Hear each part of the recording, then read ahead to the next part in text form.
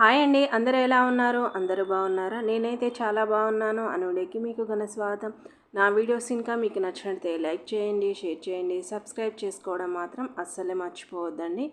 ఈరోజు శ్రీరామనవమి కదా, అందరూ పూజ చేసుకుంటూ ఉంటారు. మరి దేవుడికి ఈ శ్రీరామునికి పానకం అంటే చాలా ఇష్టము, అలాగే వడపప్పు. ఈ పానకం వడపప్పు ఎందుకు తాగాలి, దీంట్లో ఉన్న విశేషం ఏంటి, తాగడం వల్ల మనకేం ప్రయోజనం అనేది ఈ వీడియోలో చూసేయండి.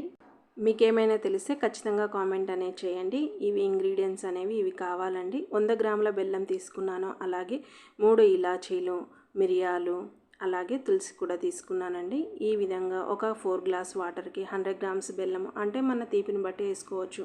బెల్లం అనేది ఐరన్ అనేది ఎక్కువగా ఉంటుంది కదా, మనకి ఎండాకాలం ఎండ తీవ్రత నుంచి కాపాడుకోవాలంటే బెల్లం మాత్రం కంపల్సరీగా అనేది వేసుకుంటూ ఉండాలండి. మనం బెల్లం పానకము రాముల వారి కళ్యాణానికి వెళ్ళినప్పుడు మనం నీరసం పడిపోకుండా అంగరంగ వైభవంగా జరుగుతుంది కాబట్టి మనం అందరం బంధువులమే కదండి. ఈ విధంగా అనేది పానకం అనేది ఇస్తూ ఉంటారు. అలాగే ఒక చిటికెడు ఉప్పు, సొంటి గొంతులో ఉన్న ఇన్ఫెక్షన్స్, అంటే వేడిం వల్ల కూడా ఇన్ఫెక్షన్స్ అనేవి వస్తూ ఉంటాయి కదండి.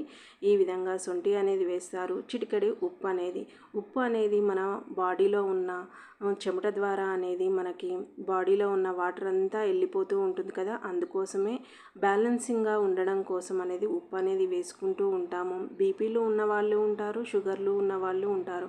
కళ్యాణాన్ని ఎంత తిలకించాలన్నా శరీరం మాట వినదు కదండి, అందుకోసం అనేది ఈ పానకాన్ని ఇస్తూ ఉంటారు.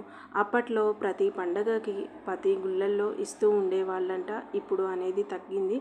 అప్పటి పాతకాలం పద్ధతిలో పానకం ఏ విధంగా తయారు చేశాలనేది చూపించాను. మీకు నచ్చిందా? మీరు కూడా ఇదే విధంగా చేసుకుంటారా? వడపప్పు ఉత్తగా పెసరపప్పు అనేది నానబెట్టి ఇస్తే సరిపోతుంది.